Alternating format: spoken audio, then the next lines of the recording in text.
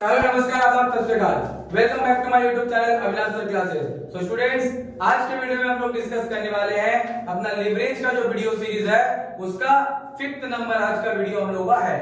तो जिसमें हम लोग डिस्कस करेंगे लिवरेज में जब ऑपरेटिंग लिवरेज, फाइनेंशियल लिवरेज पहले से निकाल करके दे दिया जाता है और हम लोग को क्या निकालने के लिए बोलता है, इनकम स्टेटमेंट। तो किस तरह से हम लोग इनकम स्टेटमेंट फाइंड आउट कर सकते हैं। नॉर्मली क्वेश्चन हम लोग क्या किए हैं, जहां पे इनकम स्टेटमेंट अपने से निकाल करके फिर ऑपरेटिंग, फाइनेंशियल और कंबाइंड लिवरेज निकालते हैं। यहाँ पे क्या है, ऑपरेटिंग और फाइनेंशियल लिवरेज पहले से ही क्वेश्चन में गिवन है।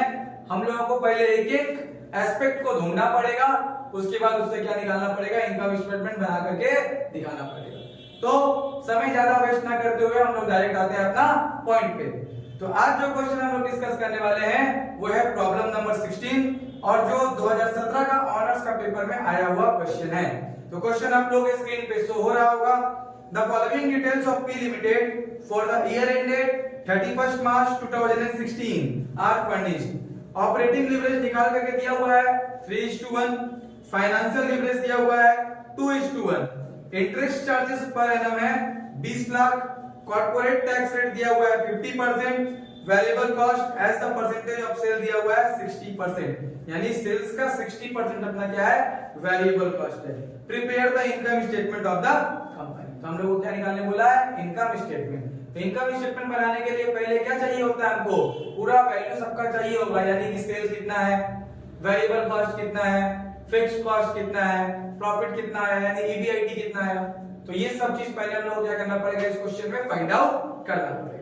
तो एक बात इसमें क्या अच्छा है इस क्वेश्चन में कि जिस टाइप से जो सॉल्यूशन अभी हम करेंगे तो वही सॉल्यूशन का टाइप हम लोग इस टाइप में आने वाला हर एक क्वेश्चन में क्या कर सकते हैं, लगा सकते हैं। उससे मतलब बाहर कुछ भी चीज नहीं होता है, ठीक है। जिस भी टाइप से अगर ऑपरेटिंग और फाइनेंशियल लिवरेज का अगर इसी टाइप से क्वेश्चन आता है रेशियो वाला, तो उसके लिए कोई दूसरा फॉर्मूला, कहने का मतलब उसके लिए कोई दूसरा फॉर्मूला नहीं लगता है, इसी तरीके से क्या होगा, सॉल्व होगा। तो देखिए, तो सबसे पहले हम लोग शुरुआत करेंगे यहाँ पे फाइनेंशियल लिवरेज। किससे शुरुआत करेंगे हम लोग, फाइनेंशियल लिवरेज। वर्किंग नोट से शुरू करते हैं। तो DFL फाइनेंशियल लिवरेज कितना दिया हुआ है, 2:1। तो फाइनेंशियल लिवरेज का फॉर्मूला क्या होता है, तो फाइनेंशियल लिवरेज का फॉर्मूला होता है हम लोगों का EBIT बटे में EBT। 2:1 है तो उसको क्या लिखिए, 2/1। अब EBT को हम लोग ब्रेक करेंगे। EBT कब निकलता है, अर्निंग बिफोर टैक्स कब निकलता है, जब earning before interest and tax यानी EBIT से इंटरेस्ट माइनस करते हैं तो क्या निकलता है, EBT। और क्वेश्चन में हम लोग का इंटरेस्ट गिवन है कितना लाख, 20 लाख। यही रीजन है कि हम कहां से शुरू किए क्वेश्चन को, DFL से शुरू किए, ना कि DOL से। तो EBT यहाँ पे उसको ब्रेक करेंगे किस तरह से, EBT कैसे निकलता है हम लोगों का, जब हम लोग EBIT से इंटरेस्ट को माइनस करते हैं। तो EBIT का वैल्यू तो पता नहीं, यहां भी EBIT का वैल्यू पता नहीं, इंटरेस्ट का वैल्यू पता हम लोगों को कितना, 20 लाख रुपए, 2 में फिर क्या करना पड़ेगा हम लोगों को, 22M। 2 से EBIT में मल्टीप्लाई करेंगे तो क्या हो जाएगा, 2 EBIT। 2 से 20 लाख में गुना करेंगे तो कितना हो जाएगा, 40 लाख। और 1 से EBIT में गुना करेंगे तो कितना हो जाएगा, EBIT। फिर EBIT एक तरफ करेंगे और डिजिट को एक तरफ रखेंगे। यहाँ है 2 EBIT, ये प्लस EBIT है तो इधर आएगा तो क्या हो जाएगा, माइनस, और ये माइनस 40 लाख उधर जाएगा तो क्या हो जाएगा, प्लस। तो 2 में से 1 गया, कितना बचेगा, सिर्फ और सिर्फ EBIT। और EBIT का वैल्यू इस तरह से हम लोग फाइंड आउट कर लिए। कितना आ गया हम लोग का EBIT का वैल्यू, 40 लाख। एक एस्पेक्ट का वैल्यू निकल गया, किससे, DFL से। फिर नंबर 2, अब हम लोग लिखेंगे DOL। जैसे ही DFL से हम लोग को क्या मिल जाएगा, EBIT मिल जाएगा, हम लोग कहां पे आ जाएंगे, DOL में, डिग्री ऑफ ऑपरेटिंग लिवरेज, जो कितना दिया हुआ है, 3:1। कितना दिया हुआ है, 3:1। तो DOL का फॉर्मूला क्या होता है, तो DOL का फॉर्मूला होता है contribution divide by EBIT equal to कितना है, 3/1। तो कंट्रीब्यूशन का वैल्यू तो हम लोगों को पता है नहीं, उसके जगह पे कंट्रीब्यूशन ही रहने दिए। ईबीआईटी हम लोग निकाले, अभी कितना आया है ईबीआईटी का वैल्यू 40 था, तो उसको यहाँ पे पुट कर दो इक्वल टू 3/1। फिर वही बाई सेम हुआ, कंट्रीब्यूशन का 1 से होगा तो सेम टू सेम कंट्रीब्यूशन ही आ गया, और 40 लाख का मल्टीप्लाई हुआ किससे 3 से, तो आएगा हम लोग का 1,20,00,000 रुपया वैल्यू। कितना आ जाएगा 1,20,00,000। किस चीज का वैल्यू आ गया कंट्रीब्यूशन, किस चीज का वैल्यू आ गया कंट्रीब्यूशन का। तो डीएफएल से हम लोग पहले क्या निकाल लिए earning before interest and tax, फिर डीओएल में उसको पुट करने के बाद हम लोग को क्या मिल गया कंट्रीब्यूशन। अब जब कंट्रीब्यूशन मिल गया है तो देखिए इससे हम लोग कैसे क्या निकाल सकते हैं, जब कंट्रीब्यूशन गिवन हो तो सेल्स का वैल्यू हम लोग फाइंड आउट कर सकते हैं। किस तरह से, तो इससे पहले भी जो क्वेश्चन आया है उसमें भी हम बताया कि 100% अगर सेल कितना परसेंट है 100%, वेरिएबल कॉस्ट कितना परसेंट बोला है 60%, तो 100 में से अगर 60 को माइनस किया जाए तो कितना परसेंट हो जाएगा 40%, और सेल से वेरिएबल कॉस्ट माइनस करके क्या आता है हम लोगों का कंट्रीब्यूशन आता है। तो कंट्रीब्यूशन कितना का बराबर होगा 40%, क्योंकि सेल का 60% तो वेरिएबल कॉस्ट है।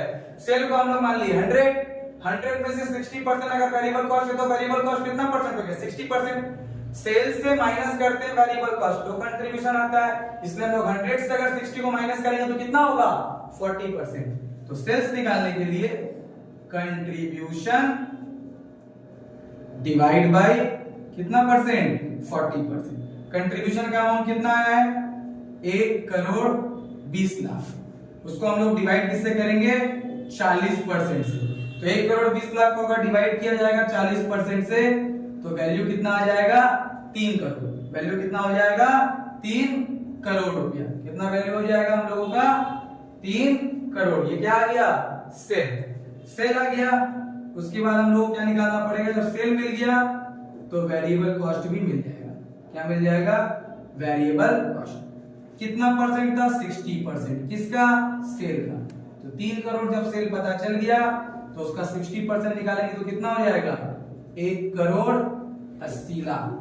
कितना निकल गया 1,80,00,000। तो सेल पता चल गया, वेरिएबल कॉस्ट पता चल गया, कंट्रीब्यूशन पता चल गया। अभी हम लोग को और एक चीज क्या फाइंड आउट करना है जो हम लोग को यूज होगा फिक्स्ड कॉस्ट। तो 5 नंबर के लिए क्या लिखेंगे फिक्स्ड कॉस्ट। तो जब हम लोग के पास ईबीआईटी है तो फिक्स्ड कॉस्ट निकालने के लिए हम लोग क्या यूज कर सकते हैं contribution minus EBIT.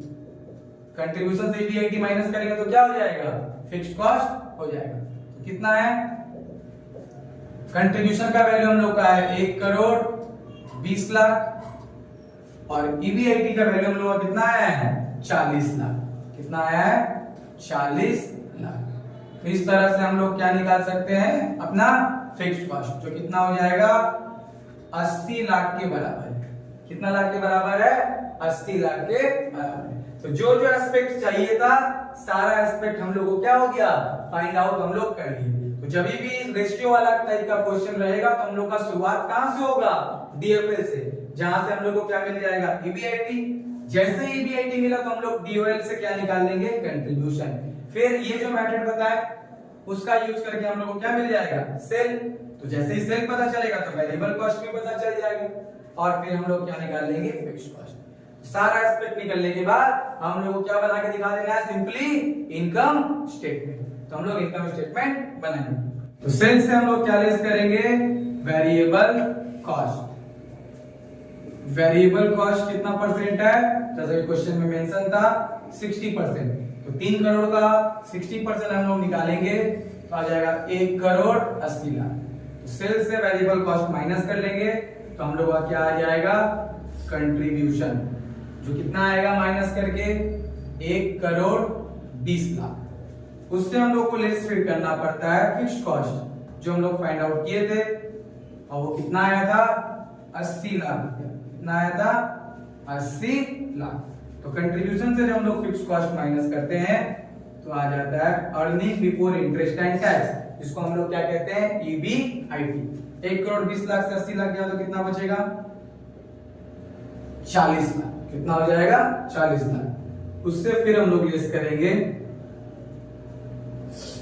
Interest. EBIT से इंटरेस्ट लेस होगा। इंटरेस्ट सम्स में गिवन था और वो कितना गिवन था, 20 लाख रुपया। EBIT से जैसे इंटरेस्ट माइनस होता है वो क्या आ जाता है, अर्निंग बिफोर टैक्स, जो कितना हो जाता है 40 में से 20 गया तो 20 लाख। उसके बाद टैक्स परसेंटेज यहाँ पे दिया हुआ था और टैक्स परसेंटेज कितना परसेंट था, 50%। तो 20 लाख का 50% निकालेंगे तो कितना आ जाएगा, 10 लाख। तो इस तरह से हम लोग का इनकम स्टेटमेंट बन गया। EBT से हम लोग, EBT से अगर टैक्स माइनस करते हैं तो क्या आ जाता है, अर्निंग आफ्टर टैक्स। तो अर्निंग आफ्टर टैक्स कितना हो गया, 10 लाख।